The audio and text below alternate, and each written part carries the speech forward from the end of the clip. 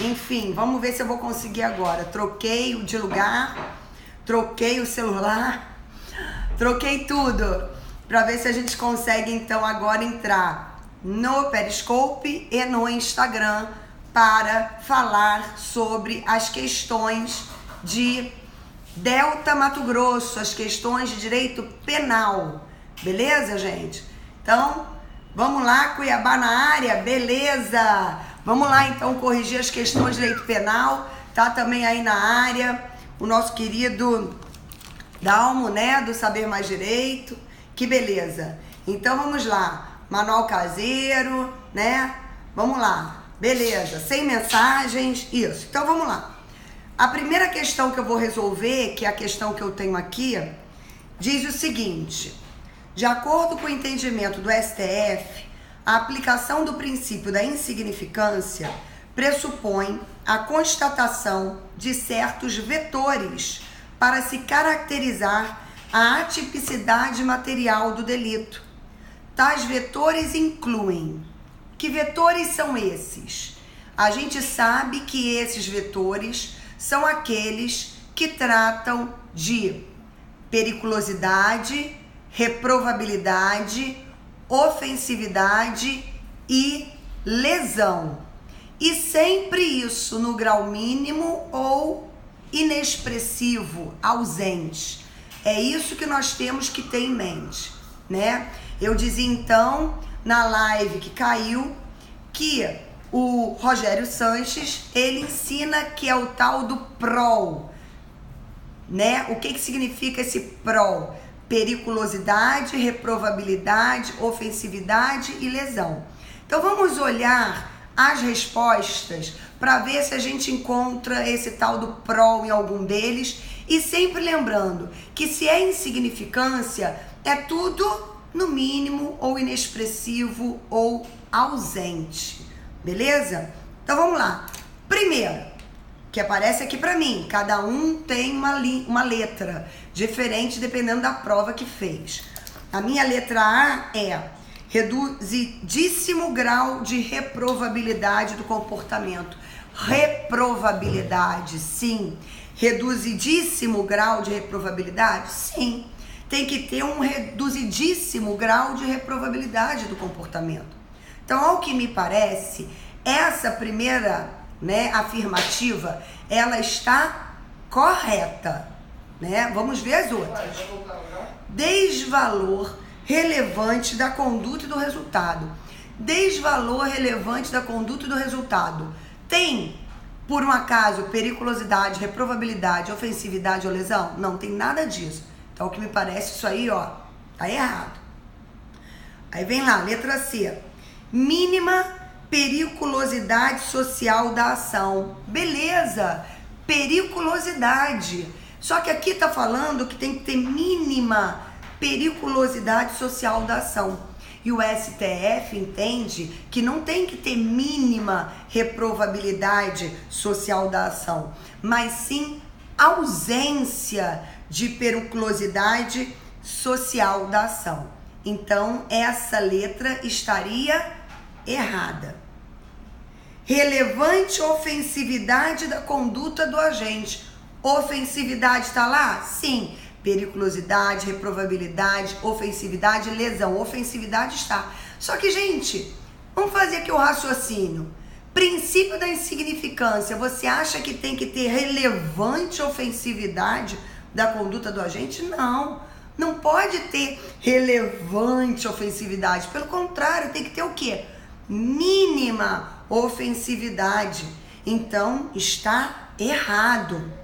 E, por último, expressiva lesão jurídica provocada. Lesão está entre os vetores, né? Periculosidade, reprovabilidade, ofensividade, lesão. Só que a lesão, será que ela tem que ser expressiva? A aplicação do princípio da insignificância, a lesão tem que ser expressiva ou tem que ser inexpressiva? Pequenininha. Tem que ser inexpressiva. Então eu entendo que está errado também. Então eu não sei o gabarito ainda não saiu, mas eu marcaria como certo o que diz que é reduzidíssimo grau de reprovabilidade do comportamento, tá bom? Então, resolvida uma das questões que na minha aqui é a questão número 51, mas na sua prova pode ser que seja uma outra questão, tá bom? Todo mundo entendeu isso? Beleza. Opa, já vi alguém aí dizendo que marcou. Gente, eu vou evitar de ler, tá bom? Para vocês, o que vocês estão escrevendo enquanto eu falo as respostas, tá? Beleza. Aí, vista essa questão, a gente vai lá para outra questão. Vamos lá. A outra questão que eu tenho aqui fala o seguinte. Vamos lá? João, ao trafegar com sua moto, foi surpreendido por policiais que encontraram em seu poder arma de fogo, revólver de uso permitido, beleza? Então encontraram com ele um revólver de uso permitido. João trafegava com a arma sem autorização, em desacordo com determinação legal regulamentar. Gente, para o João estar fora de casa com uma arma, ele tem que ter autorização para portar a arma. Ele tem que ter o porte. Por quê? Porque se ele está numa situação fora de casa, caracterizado estará o porte, né? Então, nessa questão, eu não posso falar de posse, eu tenho que falar de porte. Por quê? Porque posse é uma situação intramuros, beleza? Então vamos lá. A partir dessa situação hipotética, assinale a opção correta, de acordo com o Estatuto do Desarmamento e com o entendimento jurisprudencial dos tribunais superiores, beleza? Então vamos lá. A gente já sabe que o João estava portando a arma, estava com ela fora de casa, estava com ela enquanto ele pilotava a moto, não é isso? Então, aí diz assim, o simples fato de João carregar consigo o revólver, por si só, não caracteriza crime, uma vez que o perigo de dano não é presumido pelo tipo penal. Gente, dá vontade de nem ler de novo, porque tá tudo errado isso aqui, né? Primeiro, os crimes aí do Estatuto do Desarmamento são conhecidos como crimes de perigo abstrato. Os crimes de perigo abstrato são aqueles crimes em que eu vou presumir o perigo ao bem jurídico tutelado. Qual é o bem jurídico tutelado? O bem jurídico tutelado é a segurança pública, a incolumidade pública. Então aqui está falando, uma vez que o perigo de dano não é presumido pelo tipo penal, tá tudo errado. É óbvio que é crime. É óbvio que é crime. Então isso aqui está errado, tá certo? E tá pedindo para desmarcar o que é certo. Então eu não vou marcar essa. Aí a outra afirmativa diz assim: se o revólver estiver com numeração raspada, João estará sujeito à sanção prevista para o delito de posse ou porte ilegal de arma de fogo de uso proibido ou restrito. Gente, olha bem, eu tenho lá na nossa Lei 10.826 o porte de arma de fogo como crime no artigo 14, se a arma for de uso permitido, e no artigo 16 caput, se a arma for de uso restrito. Ocorre que, sendo uma arma de uso permitido ou restrito, com numeração raspada, eu não vou aplicar o artigo 14, nem o 16 caput. Eu vou aplicar o artigo 16, parágrafo único, inciso 4 do Estatuto do Desarmamento, tá certo? Então, o crime seria o crime do 16, parágrafo único, inciso 4, que tem a mesma pena do porte de arma de fogo de uso restrito. Os doutrinadores até dizem o seguinte: se a arma for de uso permitido com numeração raspada, o tipo acaba sendo qualificado. Por quê? Porque eu tenho uma nova escala penal. Agora, se é uma arma de uso restrito com numeração raspada, eu acabo não tendo uma nova escala penal, porque a pena do 16 caput é a mesma pena do 16, parágrafo único. Beleza? Então, eu acho que essa tá certa. Eu acho que ela tá certa. Agora a gente tem que ver as outras, né? Então, a primeira estaria errada. Essa segunda, entendo que tá certa. Mas vamos ver o que mais temos aí. O crime de porte ilegal de arma de fogo de uso permitido é inafiançável. Gente, não é inafiançável. Ah, professora, mas eu abro aqui a minha lei e a minha lei tem isso lá escrito. Tá lá, professora. Olha bem, parágrafo único do artigo. Tô abrindo aqui para poder ler essa aberração que tá lá. Parágrafo único do artigo 14 diz assim, professora: o crime previsto nesse artigo é inafiançável.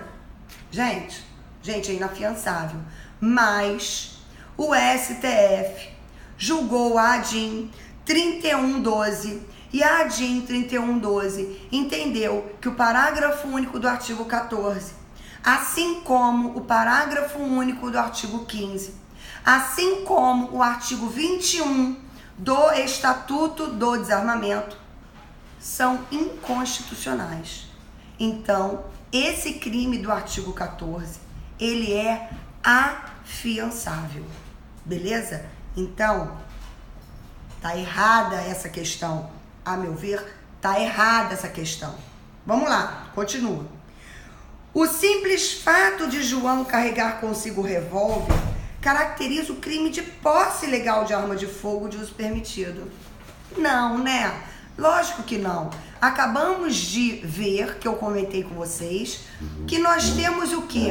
Nós temos posse em situação intramuros. E aqui o João não está intramuros. Aqui o João está na rua, está fora de casa, de dependência de casa, está fora do seu local de trabalho, onde ele é titular ou responsável legal pelo estabelecimento ou empresa.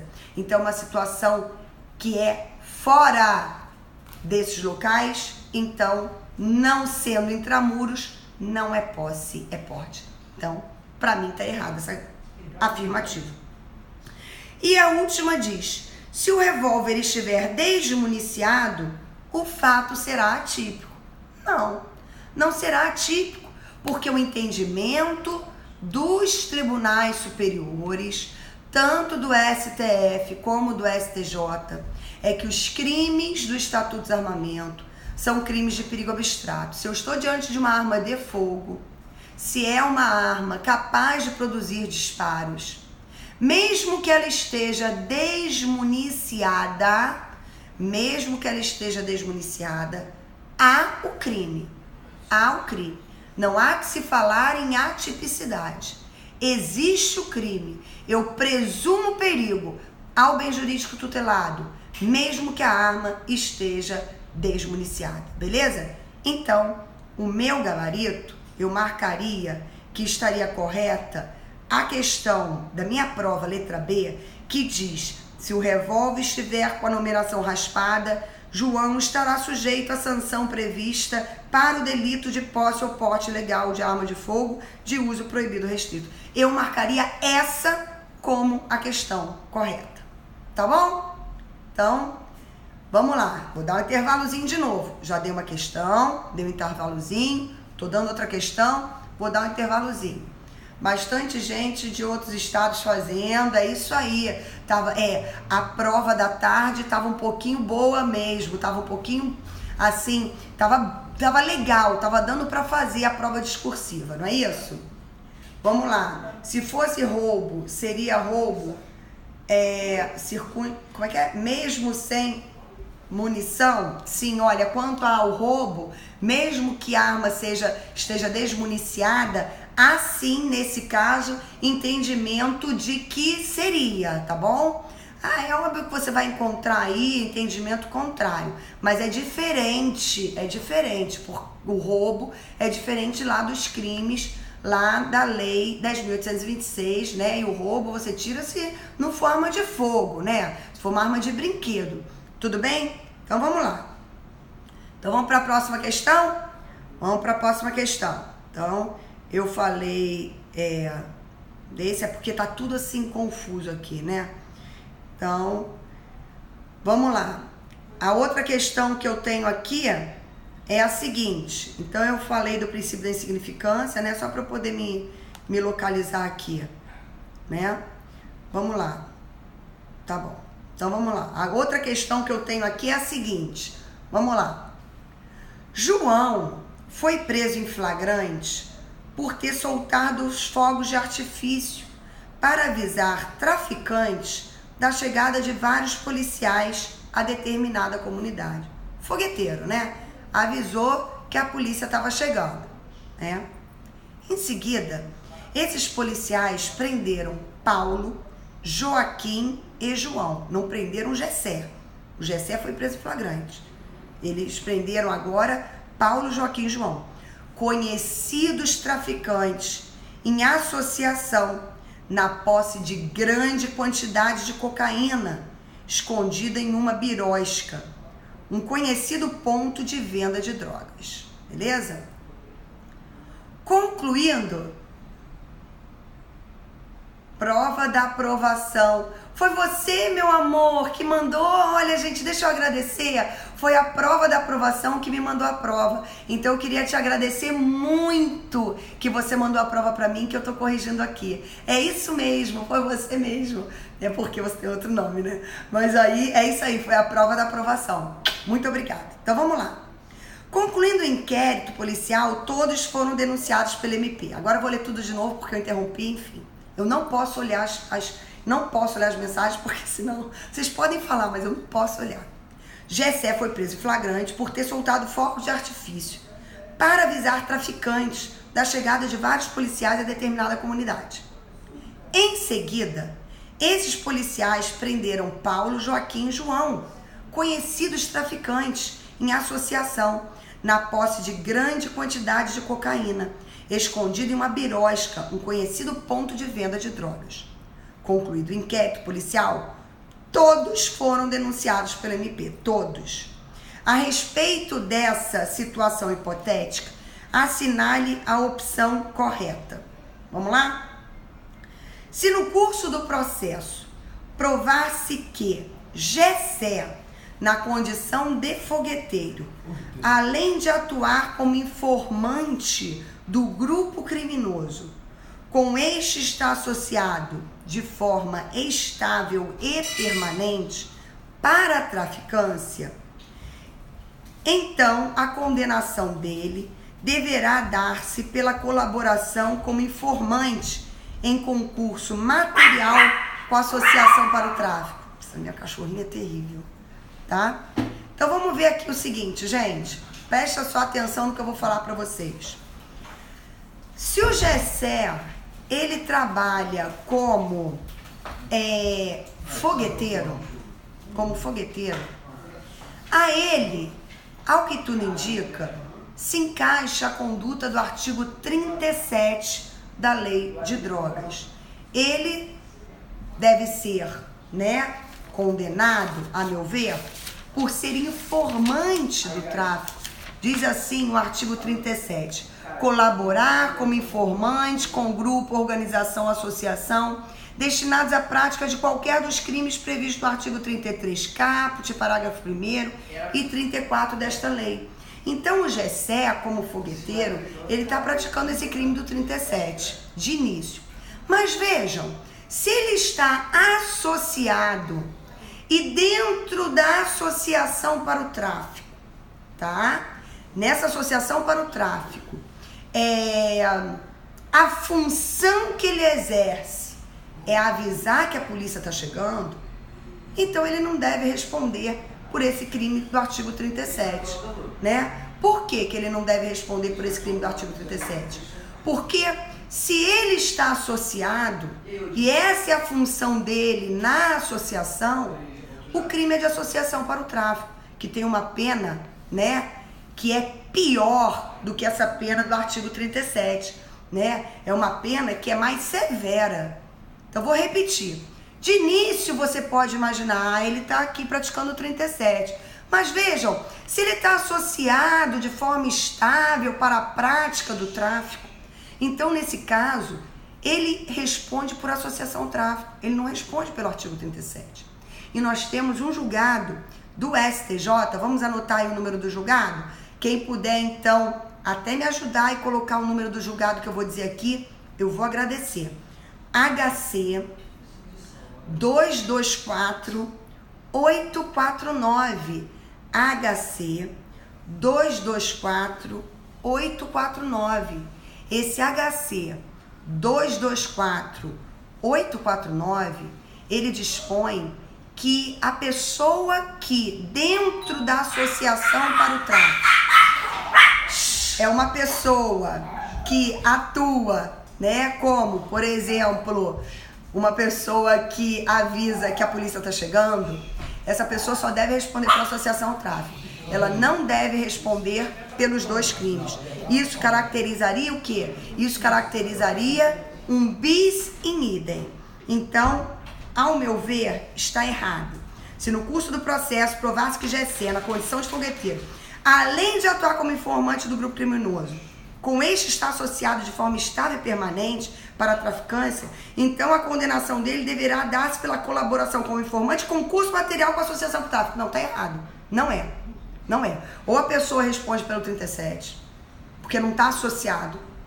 Uma pessoa que não está associada. Ou ela vai responder pelo artigo 35, a associação para o tráfico. Então não há essa possibilidade de concurso material. É o HC que os colegas estão colocando aí, 224-849.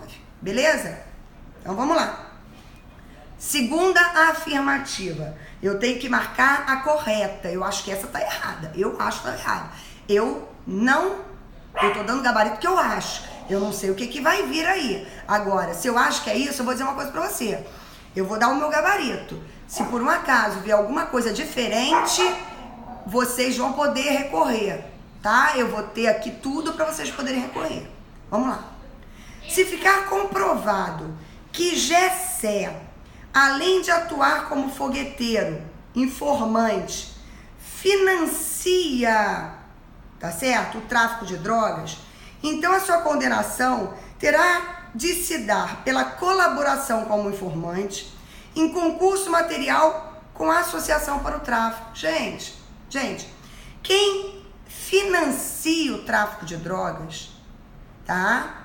Ele pratica o crime do artigo 36 da Lei de Drogas. Eu vou ler aqui para vocês o 36. Financiar ou custear a prática de qualquer dos crimes previstos no artigo 33 caput, parágrafo 1º e 34 dessa lei. Esse é o crime do 36. É aquela pessoa que financia o tráfico, pratica esse crime do 36.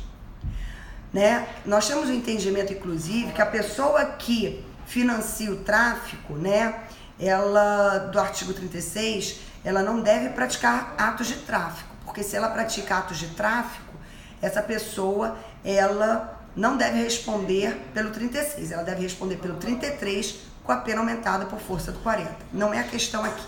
A questão está falando de concurso material com associação para o tráfico, que seria o crime do artigo 35, né? Nós já vimos que o entendimento do STJ é que não há concurso material entre a associação para o tráfico e o 37. Se não há concurso material, eu entendo que essa aí está errada. Eu entendo que ela está errada. Beleza? Comprar e financiar, eu não peguei o... Depois eu vejo as dúvidas. Vamos continuar. No caso de Paulo, Joaquim e João, a existência de liame subjetivo estável e permanente para a traficância implica em condenação pelo crime de tráfico de drogas, com incidência de causa de aumento de pena pelo concurso de agentes. Gente, presta atenção. Se Paulo, Joaquim e João, tá certo? Eles estão associados de forma estável e permanente para a prática de crimes de tráfico, isso é 35. Se além deles praticarem o 35, eles ainda têm em depósito, como diz lá, drogas, eles estão praticando o 33. Eu posso ter concurso material entre o artigo 33 e o artigo 35. O concurso material entre o 33 e o 35 é perfeitamente possível, tá certo? Então, quando diz que implica em condenação pelo crime de tráfico de drogas com incidência da causa de aumento de pena pelo concurso de agentes, eu vou deixar isso aí de lado. Por quê? Porque, na verdade, ele teria que responder pelo 35, a meu ver, pelo 35, e pelo tráfico. E esse tráfico, a meu ver, será que pode ter esse aumento de pena? Né? Eu vou deixar essa aí separada. Tá meio dúbia. Vocês vão entender no final por que eu tô fazendo isso. Aí vem a quarta afirmativa. A condenação de Paulo, Joaquim e João deverá dar-se pelo crime de tráfico de drogas em concurso material com associação para o tráfico. Pô, até agora tá legal. Desde que essa associação tenha se dado de forma não reiterada. Gente, aí eu acho que tá errado. Por quê? Porque o artigo 35 da Lei de Drogas, ele dispõe a associação de 2 ou mais pessoas para a prática do tráfico, de forma reiterada ou não. Eu vou ler o 35. Associarem-se 2 ou mais pessoas para o fim de praticar reiteradamente ou não qualquer dos crimes previstos no artigo 33 caput, parágrafo 1º e 34 desta lei. Então, essa associação, ela pode ser para prática reiterada ou não de crimes de tráfico. Então, eu entendo que, essa afirmativa está errada. Aí vem lá. Última afirmativa. Caso prove que atuava apenas como fogueteiro, colaborando na condição de mero informante do grupo criminoso, Gessé poderá ser absolvido por se tratar de conduta atípica. Não, gente. Quem age como fogueteiro, quem age como informante, vamos botar assim como informante, né, de grupo, né, essa associação para o tráfico, pratica crime do artigo 37. A conduta não é atípica, é crime do artigo 37. Então, de todas essas afirmativas, né, a afirmativa que você poderia marcar como correta seria a alternativa letra C.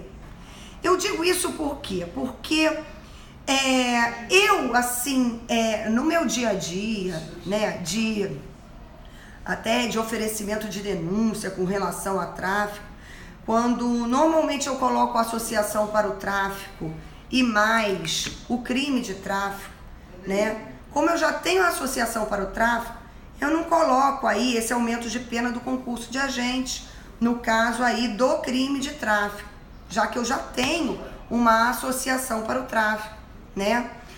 Mas de todas as alternativas, de todas aquelas que nós trouxemos aqui, das afirmativas, a primeira está errada porque falaria do concurso material de associação para o tráfico como colaboração do informante, está, né, para baixo. A letra B, eu entendo que aquele que financia, ele na verdade, né, se ele está financiando e está sendo informante do grupo, também não há como ter o concurso material como colaboração, como informante, como 36. Então, acho que também não é possível, né?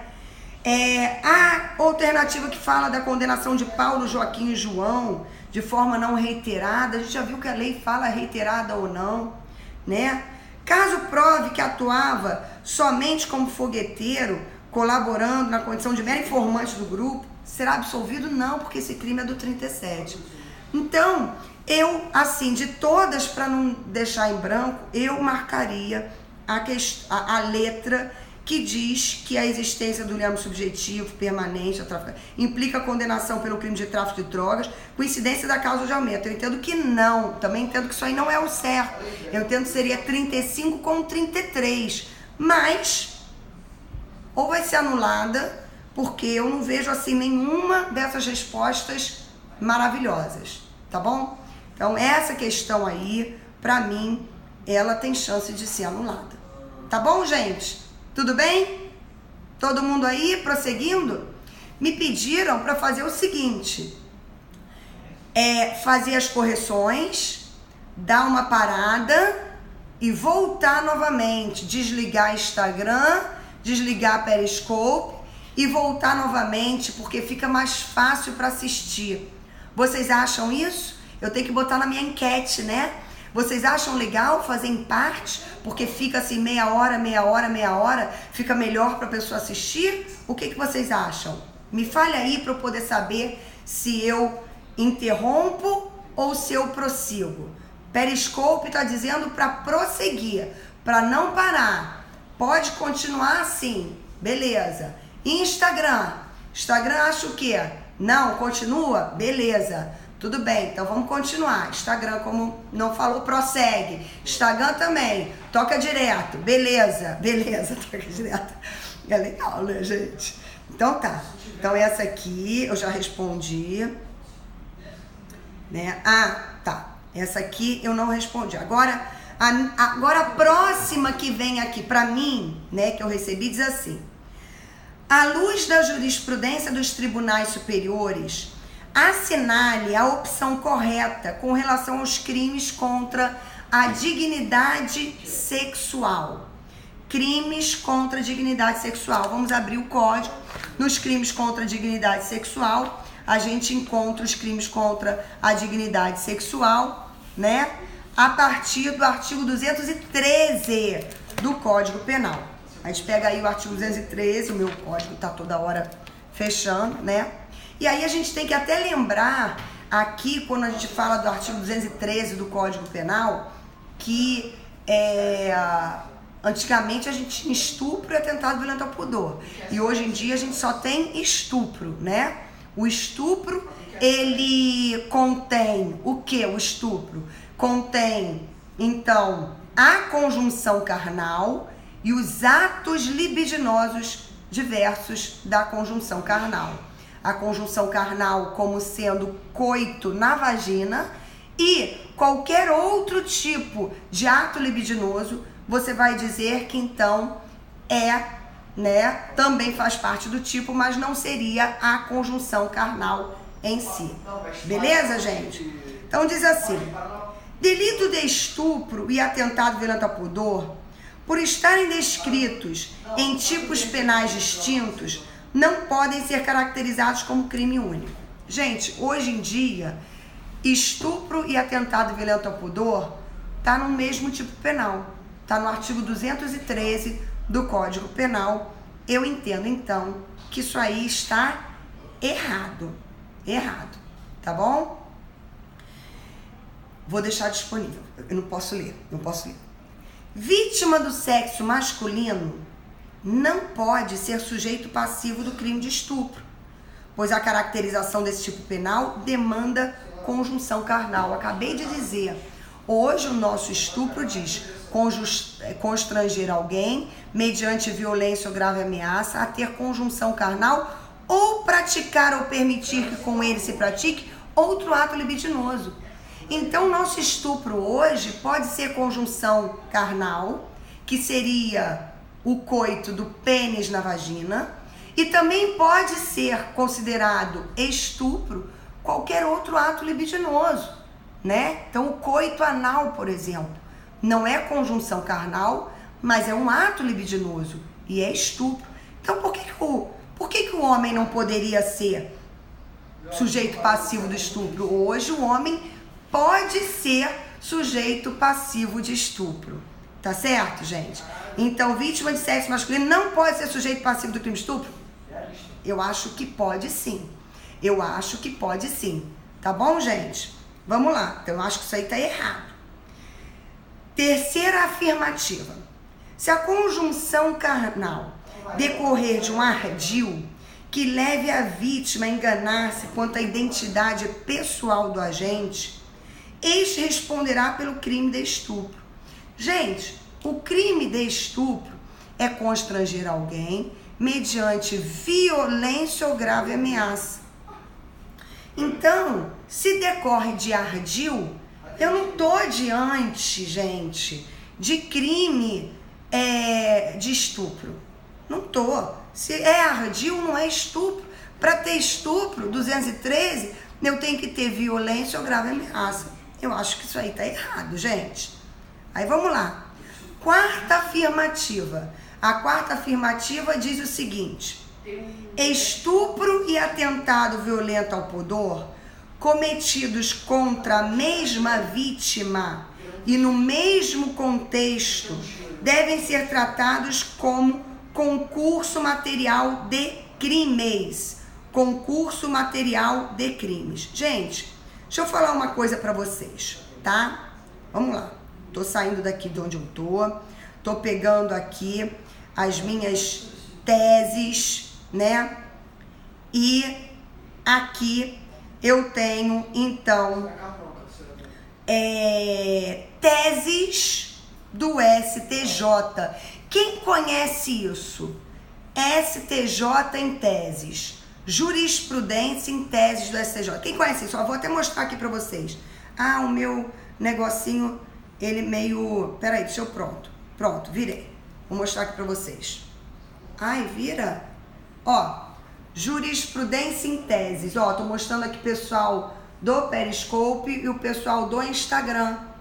Tá vendo? Jurisprudência em teses do STJ. Quem conhece jurisprudência em teses do STJ? Eu vou dizer uma coisa pra vocês. Várias questões dessa prova foram tiradas das jurisprudências em teses do STJ. Várias questões. Tá certo? Então, eu tenho lá o seguinte, mas eu tô falando disso, mas nem chegou ainda a hora de eu falar disso. Cadê minhas questões? Ah, tá aqui, ó. Então, olha só, não é concurso material, isso eu vou falar nas teses depois, né? Eu tô na letra D. Estupro, atentado violento ao pudor cometido com a mesma vítima em contextos devem ser tratados como concurso material. Não é um crime só, é o 213, gente. Então isso aí tá errado, concurso material não. Só meu ver tá errado. Aí vamos lá. Presentes os requisitos legais, admite-se a continuidade delitiva entre estupro e atentado violento ao pudor, quando praticado contra as vítimas diversas ou fora do mesmo contexto. Então é agora que vocês vão pegar, então, a jurisprudência em teses. E quando você abre lá a jurisprudência em tese, você encontra regra a respeito do assunto. Você encontra o seguinte, ó. É possível reconhecer a continuidade delitiva entre estupro e atentado violento ao pudor, quando praticado contra vítimas diversas ou fora do mesmo contexto, desde que presente os requisitos do artigo 71 do Código Penal. Olha, é o item 8.2, esse primeiro aqui, ó, da jurisprudência em teses. Então, isso tem, até quem quiser anotar, nos precedentes, vamos anotar aí, HC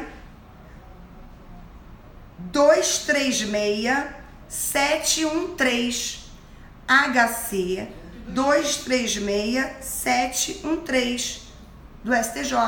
Fala também a respeito disso. Então, ó, vou voltar lá para a questão. Presentes requisitos legais, admite-se a continuidade delitiva entre estupro e atentado violento ao pudor, quando praticado contra vítimas diversas ou fora do mesmo contexto. Entendo que essa é a resposta correta. Eu marcaria essa como correta. Beleza? Tem na internet essa jurisprudência? Tem na internet. Eu vou ensinar. Agora que a gente vai dar o intervalo, né? Que acabamos de falar uma questão inteira, vamos dar o intervalo para eu não ficar olhando. tem na internet. Como é que eu faço, professora, para pegar essa jurisprudência em tese? É fácil. Você vai no STJ. Existe até uma forma melhor. Você vai googar. Googar, né? Você vai lá no Google e você vai botar assim, STJ e jurisprudência em teses. Clica lá em buscar, aí vai vir logo STJ jurisprudência em tese, você clica ali, tem várias teses. Todas essas questões dos crimes contra a administração pública que caíram na prova, todas as respostas estão na jurisprudência em tese.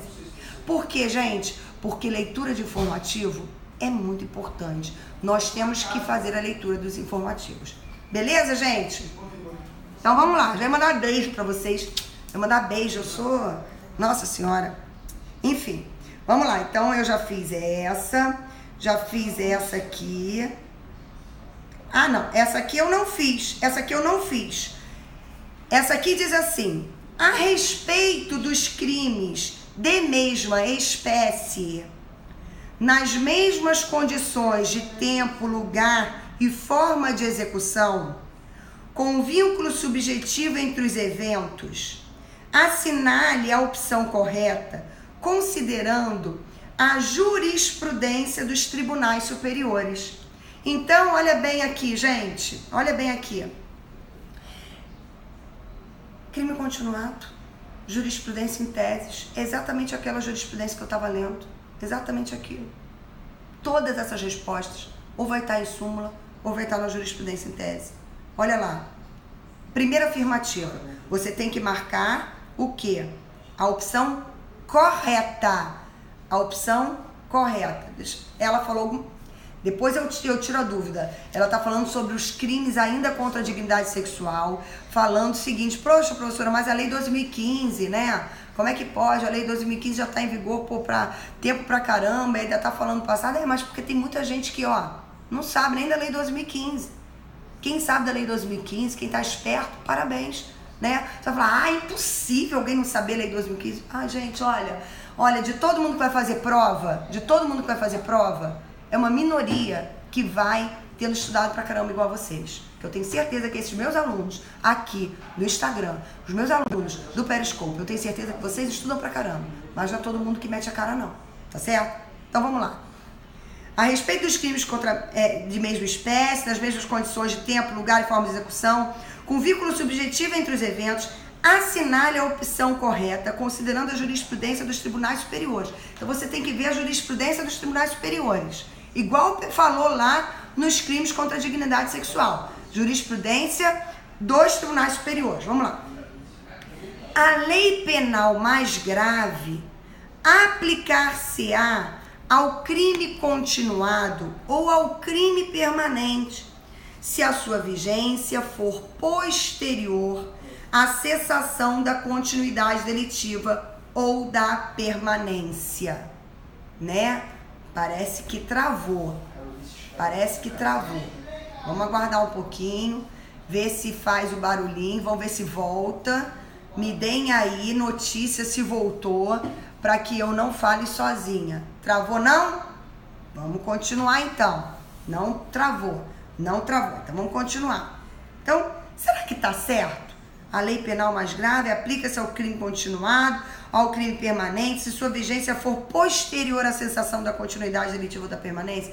Gente, isso é lá do início do estudo, do início do nosso estudo de direito penal. Quando a gente começa a estudar o direito penal, a gente começa a estudar a lei penal no tempo, né? Todo mundo deve ter no código a remissão. Quem não tem vai colocar agora a remissão, né? Porque o código também deve ter. Se o seu código não tem essa remissão, você coloca essa remissão. Se o seu código tem a remissão e você nunca reparou, você assinala essa remissão. A remissão, a súmula 711 do STF. Eu tô abrindo aqui a minha súmula 711 do STF e vocês vão ver que isso aí está errado. Exatamente. A súmula 711 do STF, eu já tô lá na STJ, do STF, diz assim: a lei penal mais grave aplica-se ao crime continuado ou ao crime permanente se a sua vigência é anterior à cessação da continuidade da permanência. Então, tá errado. Aqui tá falando se é posterior, tá errado. Tá errado. Para mim, essa afirmativa tá errada, né? Segunda afirmativa. Admite-se a continuidade delitiva entre crimes de roubo e de latrocínio. Admite-se a continuidade delitiva entre crimes de roubo e de latrocínio. O STJ entende que não.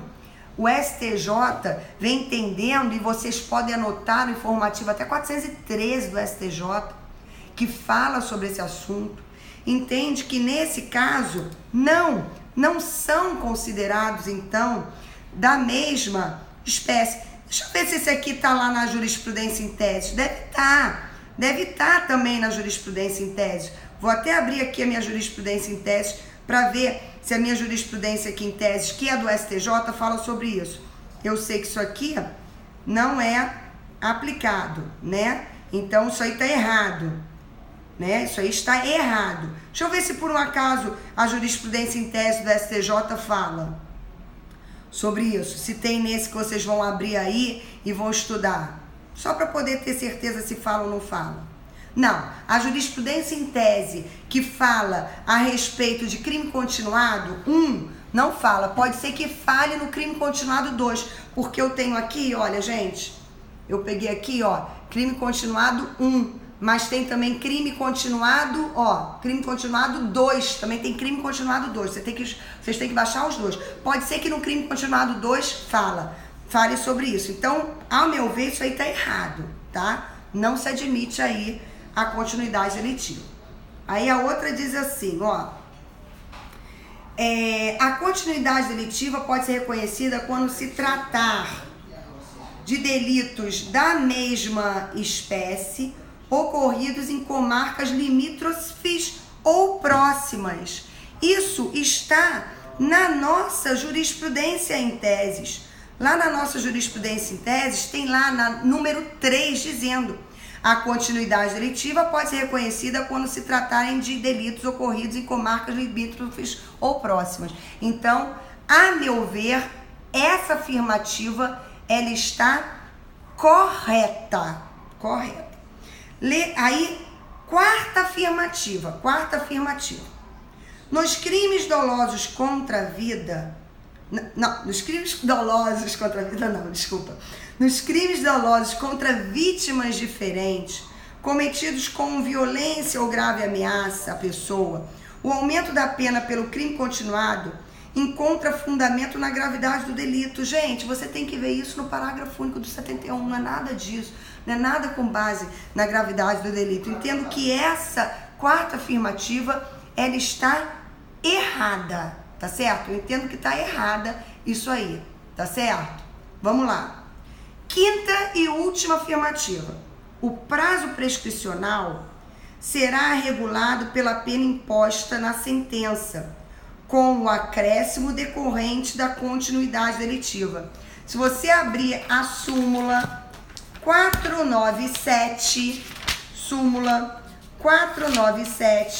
você vai encontrar assim, vamos lá, súmula 497, gente, todo mundo anotando aí, súmula 497. A súmula 497 diz assim: quando se tratar de crime continuado, STF, quando se tratar de crime continuado, a prescrição regula-se pela pena imposta na sentença, não se computando o acréscimo decorrente da continuidade. Então aqui, ó, com o acréscimo decorrente da continuidade, não se computando. Então seria sem o acréscimo. Entendo que está errada. Então, eu marcaria como certa, gente. Eu marcaria. Já falei, o gabarito que eu tô dando não saiu ainda o gabarito, né? Eu diria que a continuidade delitiva pode ser reconhecida quando se tratar de delitos da mesma espécie, ocorridas em comarcas limítrofes ou próximas, porque isso está lá aonde? Na jurisprudência em teses do STJ. Beleza? Então, terminamos mais uma questão. Deixa eu ver o que mais que eu tenho aqui. Então, essa aqui, dignidade sexual, eu já falei. já falei aqui crime continuado, já falei do GSE, já falei do porte fora de casa, já falei do princípio da insignificância. Ah, beleza. Agora diz assim: à luz do entendimento dos tribunais superiores, assinale a opção correta com relação aos crimes contra a administração pública. Crimes contra a administração pública. Olha o que eu vou mostrar para vocês. Olha aqui o que eu vou mostrar para vocês. Vou mostrar para vocês, ó, crimes contra a administração pública, onde? Na jurisprudência em tese. Esse é o número 1. Mas a gente tem também, olha aqui, ó, vou pegar para mostrar para vocês. Crimes contra a administração pública na jurisprudência em teses 2. Então nós temos jurisprudência em teses 1 e jurisprudência em teses 2, com relação, então, aos crimes contra a administração pública. E vocês vão ver que nós vamos encontrar várias respostas aí. Vamos lá. Não se admite o agravamento da pena base no delito de peculato com fundamento no elevado prejuízo causado aos cofres públicos a título de consequência do crime. Olha, a meu ver, isso está errado, tá certo? Ao meu ver, se admite sim, e isso está na jurisprudência em teses. A gente vai encontrar lá na jurisprudência em teses, no item 2 da jurisprudência em teses, crimes contra a administração pública, número 1, dizendo: é possível agravamento da pena base nos delitos praticados contra a administração pública, com fundamento no elevado prejuízo causado aos cofres públicos a título de consequência do crime. Então isso aí está igualzinho aqui. Então eu entendo que é errado, porque aqui está dizendo que não se admite e na verdade se admite. Tudo bem? Vamos lá. Segunda afirmativa.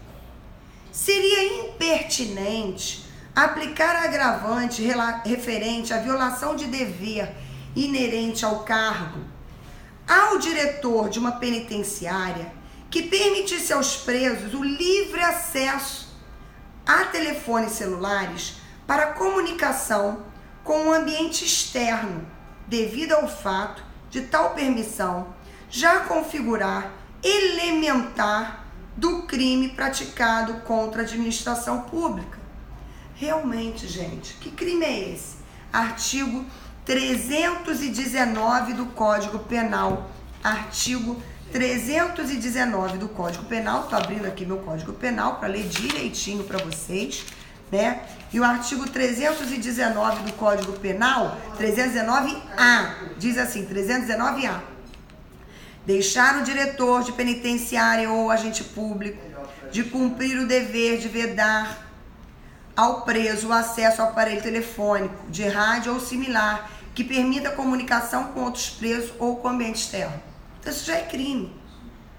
Então eu vou colocar agravante de referente à violação de dever inerente ao cargo, se já é elementar do crime que o diretor da penitenciária é o sujeito ativo.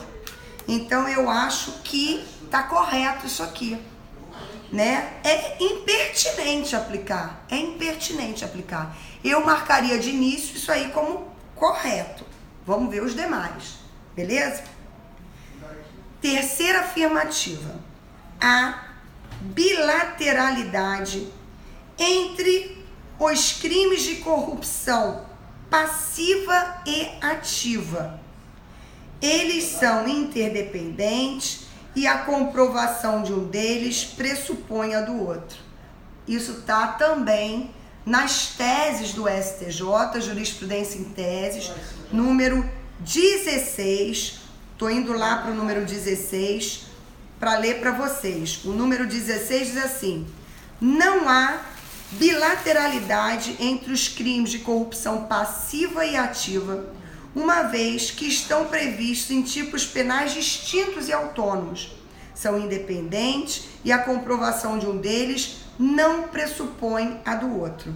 Então, eu entendo que está errada essa alternativa, tá certo? Essa afirmativa, a meu ver, está errada. Aí temos quarta afirmativa. Pessoal do Periscope tá aí? Quarta afirmativa. A reparação do dano antes do recebimento da denúncia exclui o crime de peculato doloso. A reparação do dano antes do recebimento da denúncia exclui o crime de peculato doloso? Então aí, né, meus amores? Então tá bom. Não, gente, não exclui. Vamos ver a tese número 12?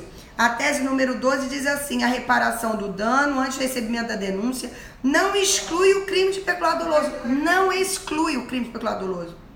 Diante da ausência de previsão legal, podendo configurar arrependimento posterior nos termos do artigo 16 do Código Penal. Então pode ser arrependimento posterior, mas você não pode dizer que exclui o peculato doloso. Então eu marcaria como errada, tá bom? E a quinta e última afirmativa. Admite-se a aplicação do princípio da insignificância para o crime de peculato, desde que o valor patrimonial subtraído seja irrisório. Gente, mais uma vez, nós estamos aí com a jurisprudência em tese do STJ, a primeiro item, tá, dos crimes contra a administração pública 1, diz assim: o princípio da insignificância é inaplicável aos crimes cometidos contra a administração pública, ainda que o valor seja irrisório, porquanto a norma penal busca tutelar não somente o patrimônio, mas também a moral administrativa. Então, entendo que essa última afirmativa está errada. Então, eu marcaria como alternativa certa que seria impertinente aplicar agravante referente à violação de dever inerente ao cargo de diretor de uma penitenciária que permitisse aos presos livre acesso, telefones, tal. Eu marcaria sim. Gente, volto a repetir, tá? É o que eu marcaria. Agora, por um acaso, já saiu o gabarito? Não saiu. Vamos aguardar e ver o gabarito. Tá certo? Então, falamos sobre dignidade sexual, falamos dessa, falamos do João, falamos do porte fora de casa, insignificância, falamos sobre os crimes contra a administração pública. A respeito do crime de lavagem, eu falei de lavagem ontem no aulão. Lá no aulão eu falei do artigo 4º da nossa Lei 9.613. Fiquei muito feliz que caiu a Lei 9.613. Fiquei muito feliz que caiu sobre colaboração, mas eu acho que essa questão tá mais ou menos, tá? Eu acho assim que essa questão ela pode ser anulada, tá? Eu acho que ela pode ser anulada. Vamos lá? Diz assim: a respeito do crime de lavagem de dinheiro praticado ao se adquirir bens com produto de crime antecedente, perpetrado por organização criminosa, de que o agente seja integrante, assinale a opção correta. Então, lei... Ai, professora Ana Cristina! Eu tenho que parar, gente. Tem que falar com a diva, né? Várias questões do aulão. É verdade, Ana Cristina. Inclusive essa da lavagem de dinheiro, né? Eu falei no nosso aulão, né? Olha, o Instagram parece que tá botando aí tempo, dizendo que eu tô muito tempo, que falta só 1 minuto para cair. Se cair o Instagram, eu volto novamente e faço de novo a continuação, tá bom? Então, Ana Cristina, várias questões realmente foram ditas lá no aulão. Eu tô muito feliz com o resultado do nosso aulão. Você deu várias questões. Eu, Alfama, Delta Thiago, falamos também sobre várias questões que estão aqui. Então, e fora os outros colegas também das outras matérias, né? Eu tô falando da Ana, de mim e do Thiago, porque é a galerinha de penal e processo penal, não é isso? Tá certo, gente? Então, vamos lá, vamos continuar aí.